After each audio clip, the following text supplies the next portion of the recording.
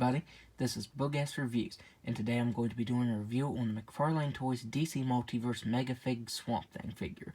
So before we take a look at Swamp Thing, let's take a look at the accessories that he comes with. So first up, he comes with your standard DC Multiverse base, and sometimes I can get him to stand and sometimes I can't. So he does benefit from this sometimes. Here he comes with his data file. There's a really nice shot of the figure, and if you want to read that, go ahead and pause it. And finally, Swamp Thing comes with an alternate right hand. So there he is with that spear hand, and that looks really nice. I do like that he has that interchangeable hand.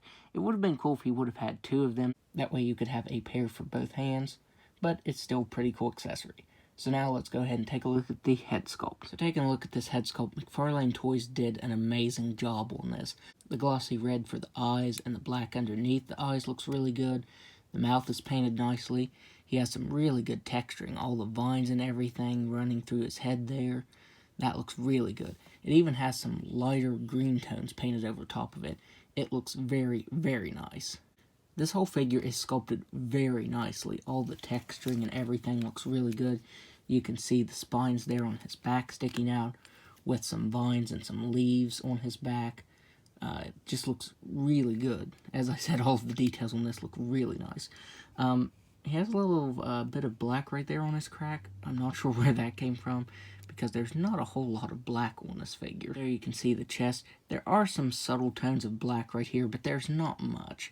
I do think I might do a wash of black over top of this, because it's painted pretty nicely, but I think a black wash will bring out even more of those details, like all of that texturing and everything. I think that'll bring that out very nicely. On the right shoulder, you get a bunch of greenery here, and that looks really good. And this is a very soft piece. It's attached down here at the bicep, so it doesn't hinder the articulation at all. And on the left bicep here, you can see the tree bark, which has a little bit of black to it, and some more of that light green painted over top of it. There is his left hand, and he has some pretty sharp claws. I thought these were actually dull, but as you can see, that actually leaves a place there. So these are sharper than I thought they'd be. You get some more really good sculpted details down here. You get a darker, kind of like a greenish brown color right here for the inner part of the thighs, along with that lighter green and the darker green there. And then there are his feet. You can see just a little more black right there. So there is some black on him. It's kind of just here and there, but there is some, especially right here. Kind of weird they chose to put that right there on his crack, though. That's kind of odd. So now let's go ahead and go over his articulation. He has a ball-jointed head that can't really look back at all. He can look down all the way. He can move his head side to side. He has ball-jointed shoulders that can move all the way out. As I said, these are soft pieces, so you can go ahead and move them. He has butterfly joints that can move back and forth and spin all the way around. He has swiveled the bicep that can move side to side. Single jointed elbows that can bend in that far. On both wrists, even on the alternate hand, he has swiveled the wrist that can move side to side and up and down. It can move up and down very nicely. I'm used to the ball-jointed wrists, but I believe on all of the Mega figures, they just have that single joint right there. He has ball-jointed waist and diaphragm that can move back all the way. He can crunch forward just a little bit. It's very slight, but it's more than most DC Multiverse figures have. Can move side to side up here and down here at the waist. He has hips that can do a complete split. He can kick forward all the way. He can kick back just a little bit. He has a really good thigh swivel.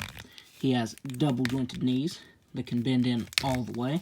He has ball jointed ankles that can move down just a little bit, up just a little bit, spin all the way around, and toe articulation that can move up all the way.